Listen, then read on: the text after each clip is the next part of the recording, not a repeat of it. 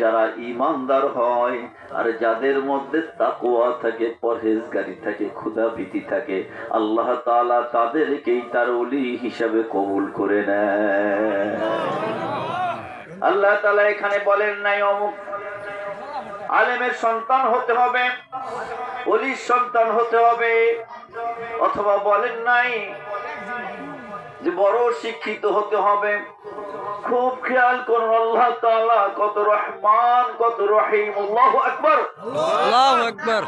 তিনি যদি বলতেন আল্লাহ আমার ওলি হওয়ার জন্য অনেক টাকার মালিক হতে হবে, আমাদের মতো গরিব মানুষের কোনো উপায় থাকতো না। আবার যদি বলতেন টাকাওয়ালাদের টাকা দিয়েছি, তোমাদের আরো ওলি বানাবো না, তাহলে সমাজের বড় লোকদের কোনো গতি থাকতো না।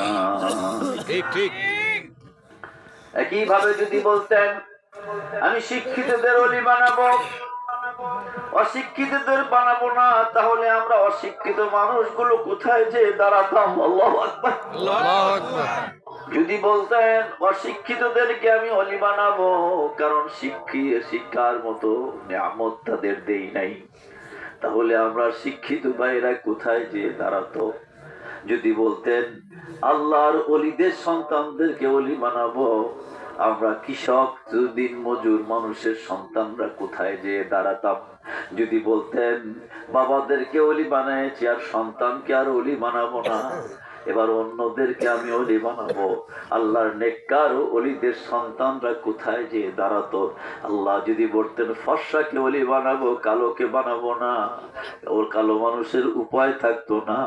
যদি বলতেন কালোকে বানাবো, ফর্সাকে বানাবো না, ফর্সা মানুষেরও কোনো উপায় থাকতো না। আল্লাহ তাআলা এগুলো কিছু না বলে এমন দুটো মাত্র শর্ত দিয়ে দিয়েছেন, পৃথিবীর তামাম মানুষ, ফর্সা, গরিব, ধনী, দরিদ্র সব, এমনকি প্রত্যেক পুরুষ এবং প্রত্যেক মহিলাও ওই দুটো শর্ত পূরণ করতে পারবে। সুবহানাল্লাহ।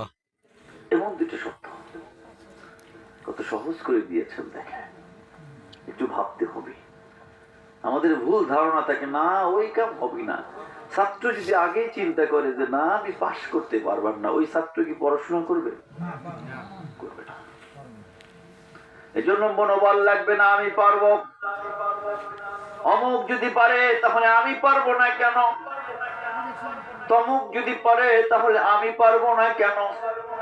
মনোবল নিয়ে যখন ছাত্র পড়াশোনা শুরু করে দেয়, আল্লাহর রহমতে তার পড়াশোনা ভালো হতে থাকে।